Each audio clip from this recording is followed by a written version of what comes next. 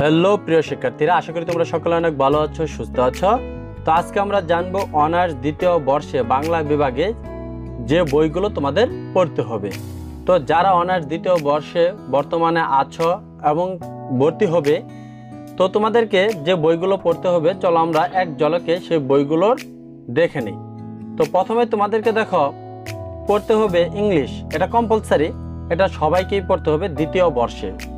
যারা অনার্সে ভর্তি হবে, অনার্স দ্বিতীয় বর্ষে উঠবে, তাদেরকে কম্পালসারি ইংলিশ এটা পড়তেই হবে। তো দ্বিতীয় হচ্ছে বাংলা সাহিত্যের ইতিহাস এক। তিন নম্বর সাবজেক্টটি হলো মধ্যযুগের কবিতা। এখানে মূলত বিভিন্ন প্রকার মঙ্গল কাব্য এখানে পড়ানো হবে তোমাদেরকে। তো কোন কোন মধ্যযুগের কবিতাগুলো পড়ানো হবে তা যদি জানতে চাও তাহলে অবশ্যই কমেন্ট করবে। বাংলা কবিতা 2, বাংলা নাটক 1, বাংলাদেশের সমাজবিজ্ঞান, বাংলাদেশের সমাজ ও সংস্কৃতি। তো একটা কথা মনে রাখবে তোমাদেরকে, এখানে এই যে দুইটি সাবজেক্ট আছে, বাংলাদেশের সমাজবিজ্ঞান এবং বাংলাদেশের সমাজ ও সংস্কৃতি, এই দুইটি থেকে যে কোনো একটি বিষয় তোমাদেরকে পড়তে হবে। তো এটা কলেজ থেকে নির্ধারণ করে দেওয়া হবে তোমরা কোন সাবজেক্টটি পড়বে।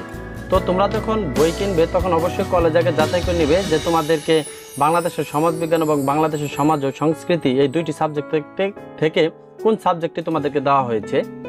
তো 8 নাম্বার বইটি হলো রাজনৈতিক সংগঠন এবং যুক্তরাজ্য ও মার্কিন যুক্তরাষ্ট্রের রাজনৈতিক ব্যবস্থা।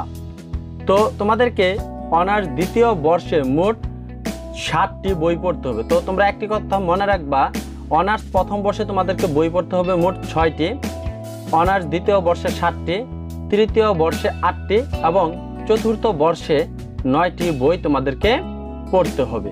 তো প্রিয় শিক্ষার্থীরা, যদি ভিডিওটি ভালো লাগে তাহলে অবশ্যই লাইক, কমেন্ট এবং শেয়ার করবে।